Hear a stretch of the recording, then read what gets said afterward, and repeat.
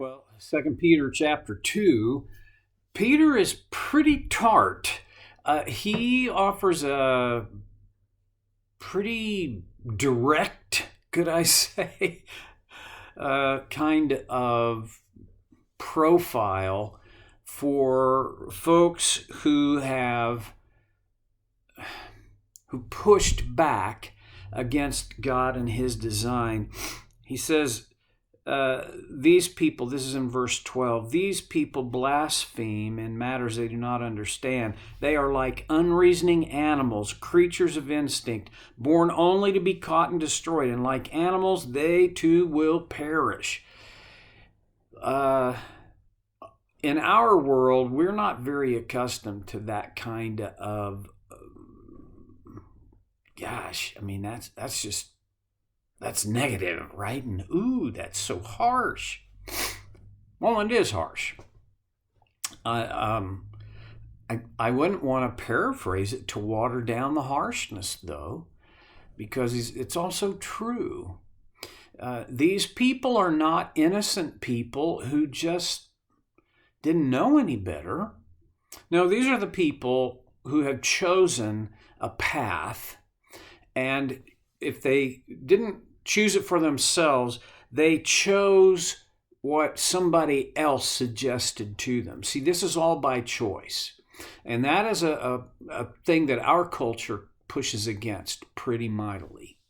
We're a culture of victims, that our situation, our circumstances are the result of somebody else's choice. But it wasn't my fault. Ain't my fault. Well, in this case, it is their fault. This is the result of their choice. The result of their choice is like animals, they will perish. And then he goes on in verse 13, doesn't soften it any. They will be paid back with harm for the harm they have done. See, these are not benign. Again, these are not innocent victims. These are people who've made choices, and their choices have been harmful to others. He gets specific. Their idea of pleasure is to carouse in broad daylight. What does that mean? Well, to carouse,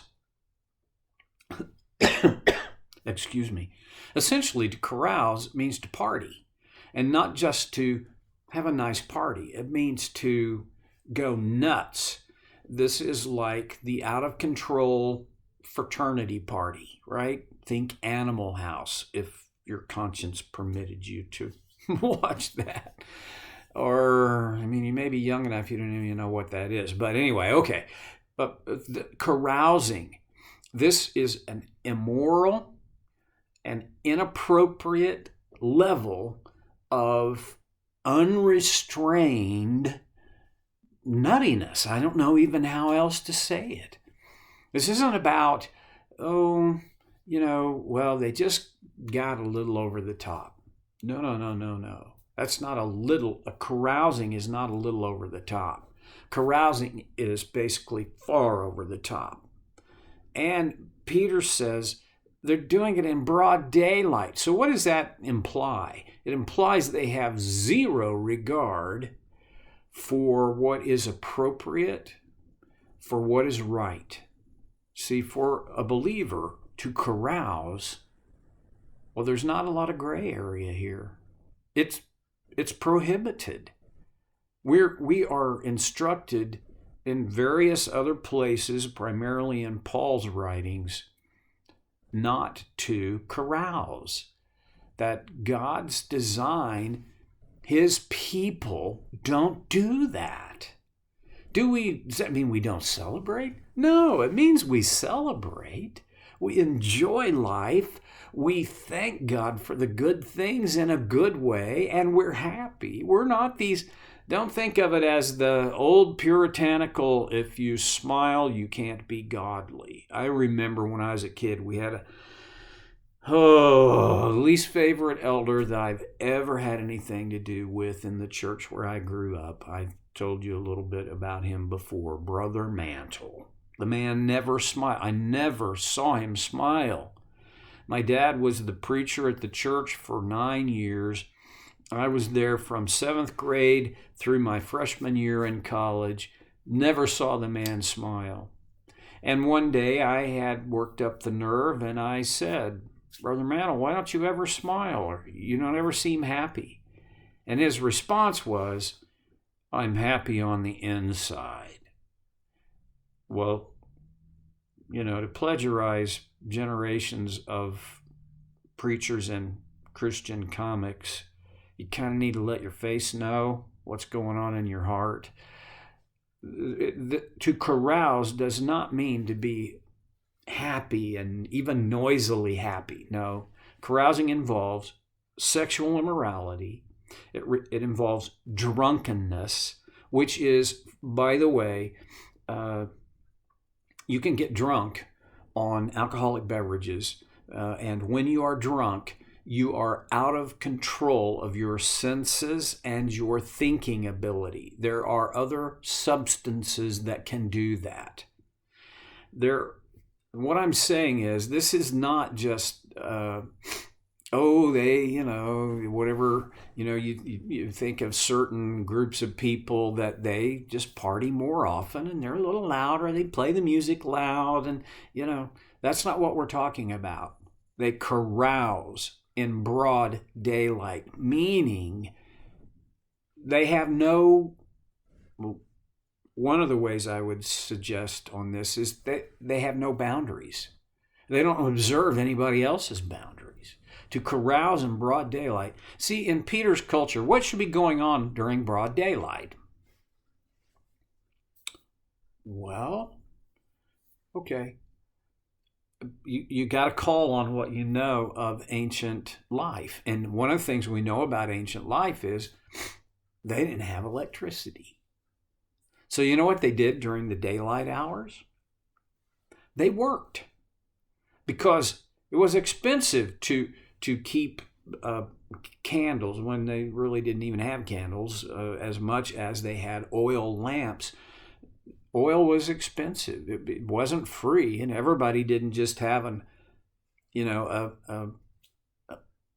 endless reserve of olive oil to burn in lamps. The rich used lamps, but the working class, they got pretty much everything that was going to get done got done during the daylight hours. So that when the sun went down, you were done.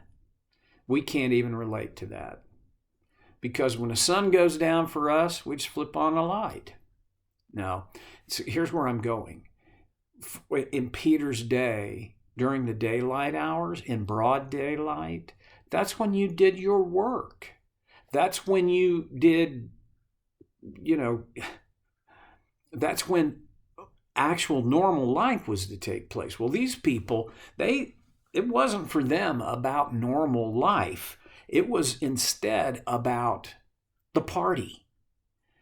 I don't even know. It's hard for me to imagine what could we connect this to.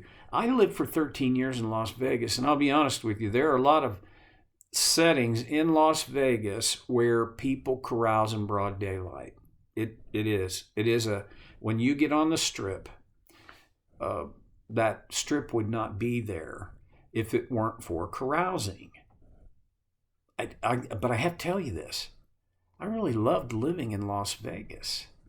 I loved that I had the blessing, the honor of being able to speak into people's lives who had been carousing in broad daylight. And when they discovered the hope and the reality of Christ, they did a 180 or a 130 or a 150 until they got to 180. See, what I'm saying is, everybody that Peter's talking about here who carouse in broad daylight, they don't do that because they're programmed to do nothing else. They do that because that's what they choose. I keep coming back to this. the choice. Okay. Their idea of pleasure is to carouse in broad daylight. And then he gets even more tart. They are blots and blemishes, reveling in their pleasures while they feast with you. Blots and blemishes. I mean, they're just a wart on the butt of mankind. That's my gross paraphrase, but they revel in their pleasures. Is there anything with being happy and enjoying your happiness? No, that's not what Peter's talking about. When one revels in their pleasures, that's a whole different thing. That is not what Peter is talking about. If these people are blots and blemishes, they reveling in their pleasures, there's a pretty strong implication here that their pleasures are not wholesome. And he talked about their pleasure is carousing in broad daylight, and they revel in this. When you revel in something, you do not conceal it. You don't hide it. It's like when your favorite college football team wins. If you're a hardcore fan, you don't go, oh, well, that was a nice win. Nope. You pull out the banner, you wave it, you sing the fight song. Okay, that's reveling. That's what these people did with these unacceptable, inappropriate, sinful behaviors. Their pleasures are rooted in things that God identifies as wrong, as sin. We live in a world where people revel in sinful pleasure. There would be no pornographic industry if this were not the case. I mean, the statistics move around, but they are never getting less, where it is one of the top net income grossers in the world, and it has gotten worse and worse and worse over time. A lot of it as the result of the internet and the activity and the availability of it. Don't get me on that. Sorry, I got myself on it. They are blots and blemishes. They reveling in their pleasures while they feast with you. Now, there is, in other manuscripts, this is a footnote in the NIV. If you use the NIV, you've got the footnote. It says, of verse 13, in some manuscripts, it's in their love feasts. Oh, you know what? All of a sudden, we're not talking about the world anymore. Now we're talking about people who have said, they thought they had said yes to Jesus. They had gone through at least the motions. They were affiliated with God's family, because this love feast thing, in the century 1, the love feast was when Paul wrote to the Corinthians, he talked about one of the things that was happening in the Corinthian church is that they were abusing, they were distorting the function and the purpose of the Lord's Supper, communion. In that day, the communion service was associated with a feast. People would bring, it was like a covered dish dinner in some ways. But the climax, the culmination of it was the bread and the wine of communion. When Peter uses words that can be translated, and in some manuscripts are translated, love feast, he all of a sudden brings this into the context of the church. Is it possible that there could be people in the church who are blots and blemishes, who carouse in broad daylight? I'm afraid the answer to that is yes, it's possible. Certainly would break the heart of God. And it certainly should break our hearts.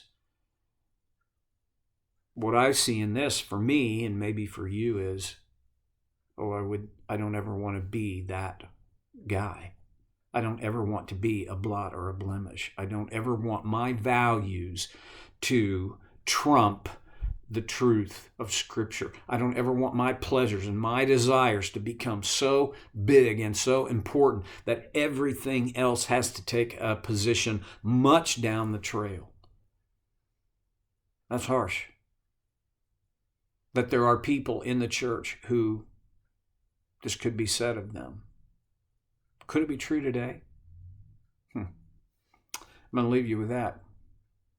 I hope I get to connect with you again next time on Soul Care with Stevie Boy.